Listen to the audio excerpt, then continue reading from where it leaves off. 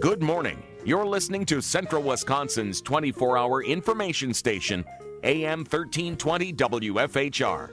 It's time now for the Morning Magazine, brought to you by Comfort Air Heating, Cooling, Plumbing. Welcome, everyone, to Morning Magazine for this November 25th, 2020. Your host, James J. Malouf here. In part two today of Morning Magazine, we're going to speak with Callie Johnson and Pam Ross from the ODC. Right now, though, we have not only our friends from Wisconsin Rapids Community Media. I want to say hi to Kev. I haven't seen Kev in a while here. And we have Lance Pliml, Wood County Board Chairman, joining us. Lance, good morning. Good morning, James. Thanks for having me. How are you and yours doing? We're doing great. We're just talking. You're in that holiday season that kind of starts with the gun deer season, runs through the first. And as you were alluding to, I really don't know what day of the week it is usually. They all just kind of run together. If it wasn't my job to know, I wouldn't know either. That's the only reason I do is because I come in here every day and I look at there are days, Lance, where I've got to look at the date and actually to remember what day it is. So, well, that's exactly what happens. There's people that are, off today. Obviously, a lot of people off tomorrow, maybe unless they work in some retail areas. Friday, half the world is off. Seems like Saturday. All of a sudden you get to Saturday, you're thinking, what day is it? It kind of runs together. You were joking during our pregame that we were lucky to get you in. That you've been out in the woods here hunting and everything. Yeah, I'm kind of an outdoorsy hunting fanatic, and my wife would probably echo this, but it starts with bow season. And then it runs through rifle season. Then she goes, "Are you done?" And I go, "No." Then there's muzzleloader season. She goes, "Then you done?" I go, "No." Then there's late bow season. And if I was a fisherman, I'd probably be in trouble because I'd have something all year and really get her mad. But the way it is now, it ends with hunting season. I got a number of friends I've been talking to that are out there too, and everything I've heard, it's been really good. It's been a good time, and I know that I saw from the DNR that their hunting licenses were up and that sort of thing. So those are good, but those are positives. Yeah, the deer herd is large. There's a lot of deer out there, and some people hunt, for meat. Some people hunt just for the sport. Some go out just to watch, nature to some extent, and rarely pull a trigger. But those types of sports, those individual things, camping, places that sell camping gear, motorhomes, outdoor recreational stuff, building materials, have been exceptionally busy. And, and this goes back to sales tax in the county. We thought we were going to have a huge fall off and a real budget shortfall. And we're actually up. And that's because people aren't spending on what you'd consider pure discretionary spending. You're not flying to Florida. You're not at Summerfest. You're not at the state fair. You're buying hard goods, cars, watch. Go try to buy a refrigerator right now. Virtually impossible. Yeah. So, in that respect, the economy is held fairly strong unless you are in one of those businesses, and then you've suffered greatly. Restaurants, bars, entertainment. Hotels, motels. That's been extremely difficult. It's such an interesting part of this because I know, especially on the air here, one of the things that we made a point from the very beginning of this is we're going to be positive. We're going to, even on the hardest days, we're going to find silver linings. We're going to find ways to be positive on the air here and everything. It has been interesting to find those stories and to see those businesses that have been able to survive and thrive in many ways, as much as it is very sad and interesting of the businesses that haven't been able to. It's this, mixed bag that we have here and trying to find that balance that we're all trying to find right now. And especially people in your position and other positions of representation for your your community members, your fellow neighbors and everything. It is not an easy game. It is not. It is an easy position to be in general, just in a normal year or whatever that looks like. But even with all of this going on, you got sides from every angle coming at you. You're not going to be able to make everybody happy, no matter what decision you make. So it is a difficult position. But it's all the more important that we have people like yourself in there too, because one of the things that I've always respected about you and I is, I think our first conversation, we didn't agree on something and we were still talking just fine through the whole conversation. You wouldn't have been able to tell. We have pretty much all of our representatives are like that. When it comes to the board, when it comes to making some of these decisions, has it been a very divided thing? Has it been a 50-50 kind of thing for you guys, or have you guys been able to see eye to eye or at least hear each other out for the most part? Yeah. I don't know that we see eye to eye on every issue, but there's respect. There's dialogue. There's that consideration for others, and I guess the first thing I'd like to do is thank every one of those county employees out there who've worked through this whole process. If you would have told me last February or March, when this really first came to light, that we would be dealing with this at Thanksgiving, I would have said there's no way in the world. And we have county employees, and it's all departments, but those that really stand out, law enforcement, health. those that really need to provide counter service to some extent. They've been there every day, and we've had to work through this and work around it. I think that I don't know if there's anybody in the country that would disagree that this has been a problem, that it's lasted longer than it should, and that it's insidious in some respects. The vast majority of people are asymptomatic. You have some that are mildly symptomatic. You got a small percentage that are severely affected. And then you got a fairly significant amount that die from this illness. And so that dichotomy starts back at the start of that. I think everybody agrees it's lasted longer than we expected, and that it's had impacts on individuals and businesses, and that's where it splits. How do we handle that? What do we do? And I think the toughest part for businesses is when we keep changing the rules. I fall in I have a different viewpoint than some people on the board. I'm a firm believer of the personal responsibility part of it. If you have your small little business and you put a sign up that says, we serve everybody and come on in, then if you're one of those people who doesn't want to go, don't go there. And then that view differs where you end up with public facilities. I can't differentiate at a county courthouse. There's business that has to happen there, and you don't get a choice. So we have to put masks on people. If you want to do your thing out there somewhere else, that's fine. But that's where the views differ. Right. Do you mask everybody? Do you not mask? And then, if you're in the health, if you're looking at it from just a health aspect, yeah, if you mask and you stay in a bubble, you're better off. Absolutely. If you don't, you're more susceptible to it. But then you have to look at the economic side of this. And what's going to be left when you're done. And then you look at the studies in different countries. Denmark, which didn't mask at all, has about the same result we do. Germany, which masked totally, has about the same result we do. So, and then you look at those situations and the population difference and the way that they have their health issues there compared to the health issues in the U.S. for your average citizen are so very different. And it leads to this point where we are dealing with something that every single person, it's a case-by-case basis. Everybody is going. This disease is going to affect people differently. Every person, it'll affect you differently than it affects me. It affects Kev. So trying to find a umbrella rule for all of that is never going to work. Just like when this first began and people talked about, well, we're going to need to do what New York's doing, going into complete quarantine. Well, there's a big difference between New York and Wisconsin. It's not that far-fetched. It's a tough position. It just leads back to the point I had where it's not easy being where you guys are.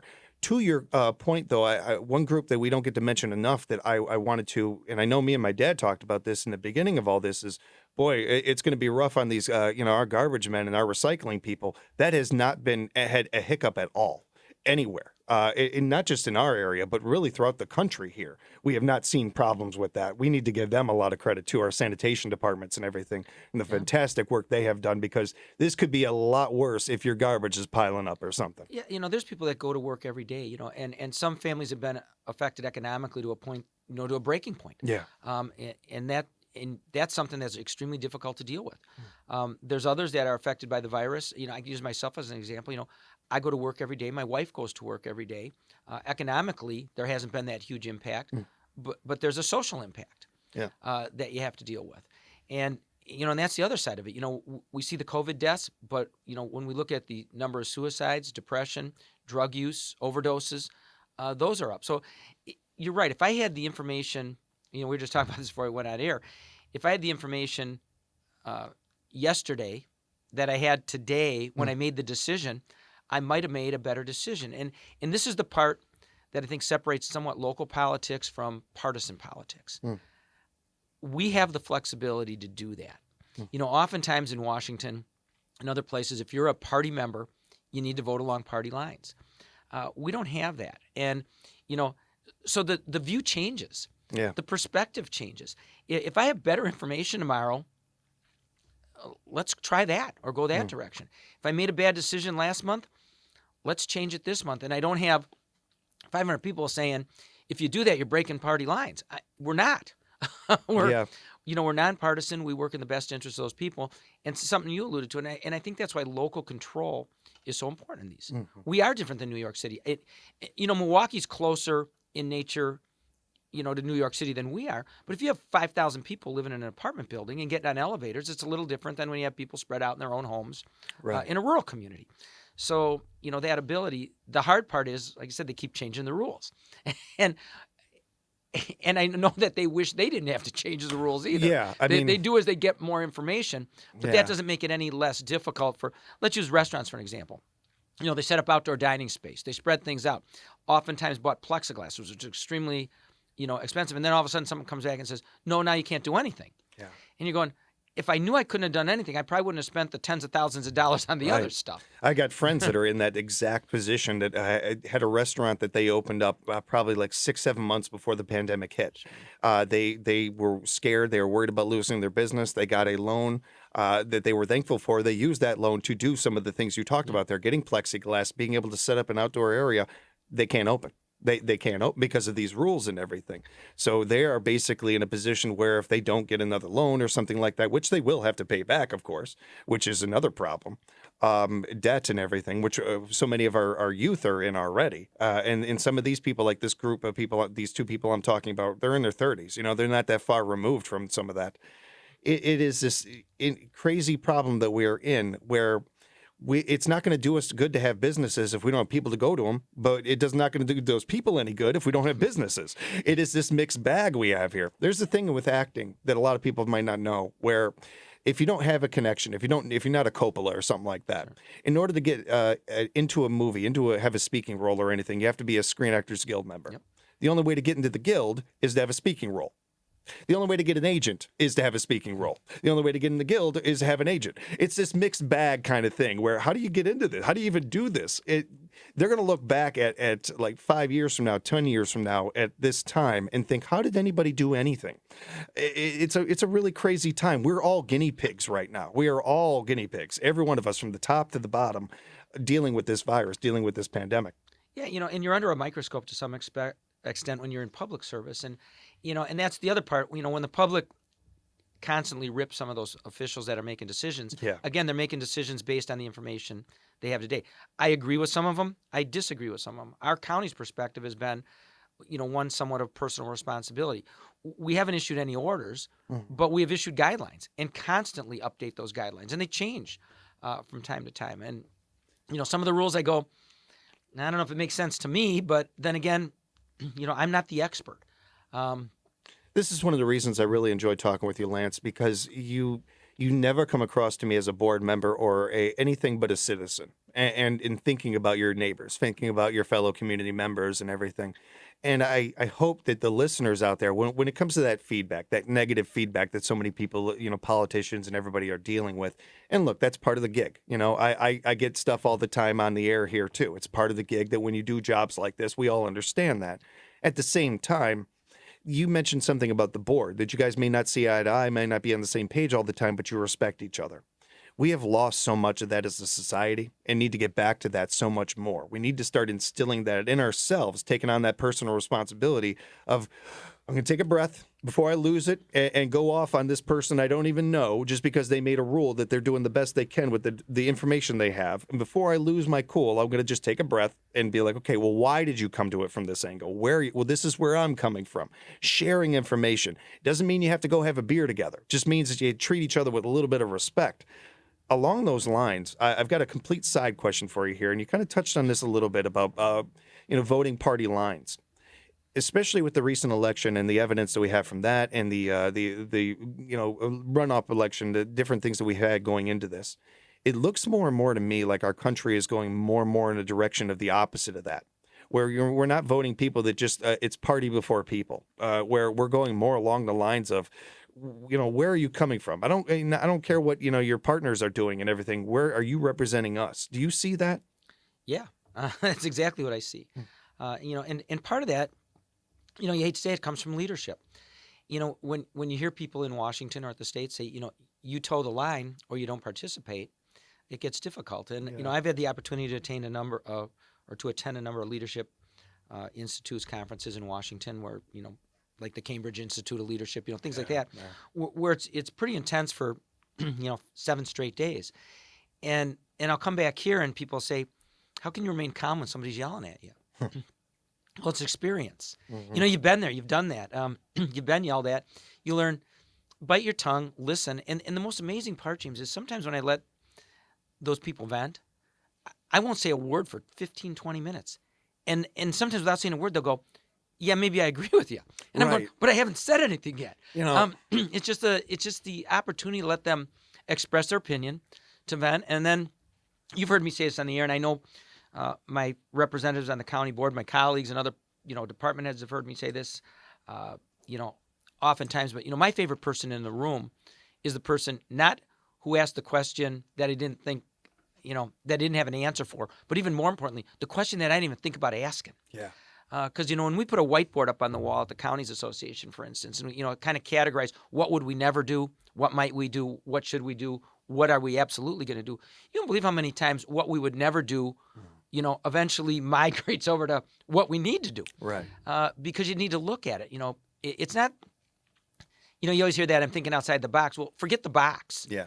It's just sometimes you have to look at it from a completely different perspective. So that person who disagrees with me, if they're civil in the conversation, and you can usually tell if they're going to calm down, but if they're civil, you listen to the point. And then sometimes you go, I didn't think of it from that perspective. I think to that point, there is so much of our society, so many people, different groups, different, organizations, what have you, whatever you want to label it, that feel unheard. And so many people, I don't live in a bubble. I don't use my social media as a bubble. I've got friends that are all over the party lines and all those things and coming from different angles on all kinds of things. And I have that intentionally. I don't want to live in a bubble. But I notice with so many people, especially the people that are angry, especially the people that they want to yell. They just want to they want to vent. And when you let them vent, by the end of it, they start calming down. Their blood pressure goes down a little bit. They start breathing a little normal. And all of a sudden, you can have a rational conversation with them. I'm not saying that they deserve to act like children. But I think that, to your point, I think so many people just want to be heard, just want to vent and get things off their chest and know that their opinion counts, that they're being heard. I think that's part of the reason why we're in the situation we are. I would not make any connection with these two groups, but I think of the Tea Party, I think of the Black Lives Matter movement, I think of things like that, where you have different groups of people in our society that feel like they're not being heard, feel like they're just not being listened to. It's funny what can happen when you just listen, just take a second, and maybe I don't know everything. Maybe I need to hear this person out. Maybe you'll learn something, maybe you won't. But more importantly, that person is heard. And that's what I think every person wants that. I think we all, if there's anything we can all agree on, is that we all want to be heard. We all want to think that our opinion matters. And that's been one of the real difficult things right now, is because people need social contact. They need to express themselves. And it's become way too cliche. You hear social distancing everywhere. From a health perspective, probably a really good idea.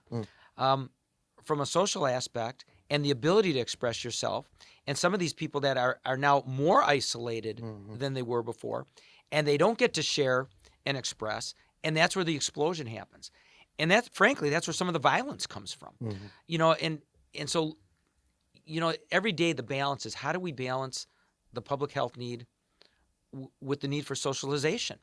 And all the other things that happen as a result of that. And I had an educator tell me the other day that not only have our kids lost a year of school, he goes, they've really lost almost 2 years, because they've lost, that as that education continues, you don't have that fallback where you forgot what you learned recently. Right. And they said not only haven't they had, to some extent, the continuation of education in a traditional manner, but they forgot a lot about what they did learn, and then they lost the social skills.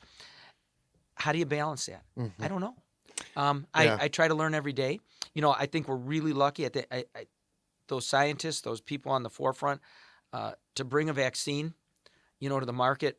Realistically, and people don't believe, 4, 5, 6 years ahead of what's normal is spectacular. Yeah, we're not giving that enough credit, I feel like. And the minds that we have working on that. I'm still trying to figure out how the picture gets in my television.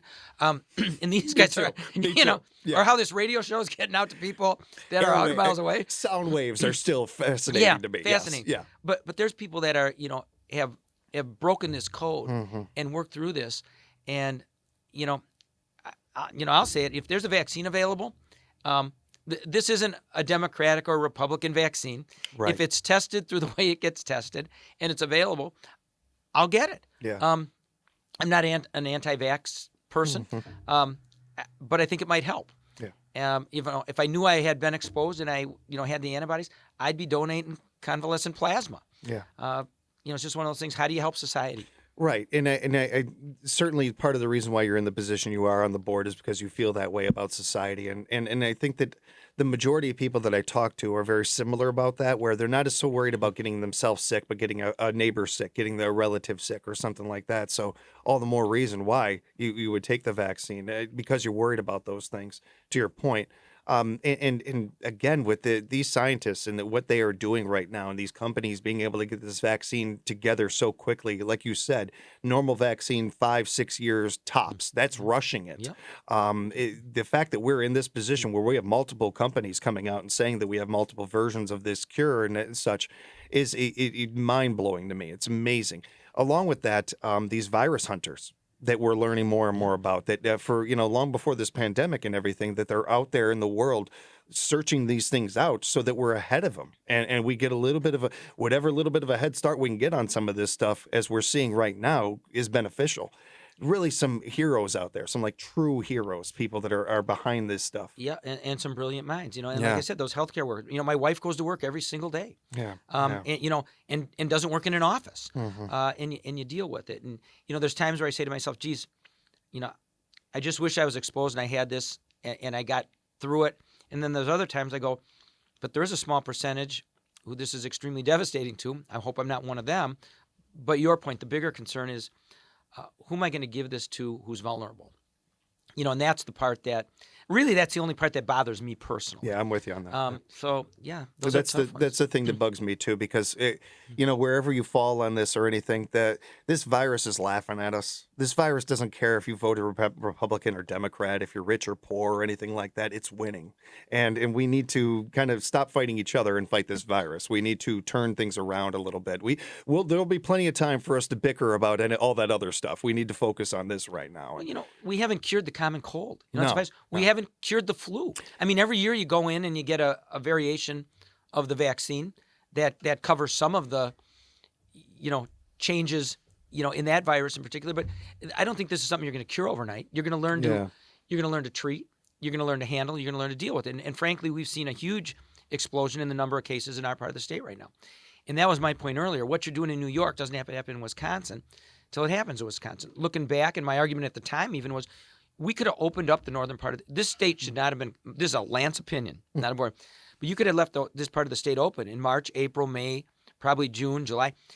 Now, if you had to do something, is the time you would have been doing it, because we can't stop. We can only control. Lance, certainly going into Thanksgiving, we look at things to be thankful for, and that, and you mentioned some great things. Your wife, I think about my sister-in-law who's a nurse in Oshkosh. I think about my mom who works at the library every day. People like yourself or Kev here going out in the community all the time. We don't have enough time to thank everybody, but we thank you all. We're very appreciative, and keep up the great work. Hope you have a good time out there in the woods.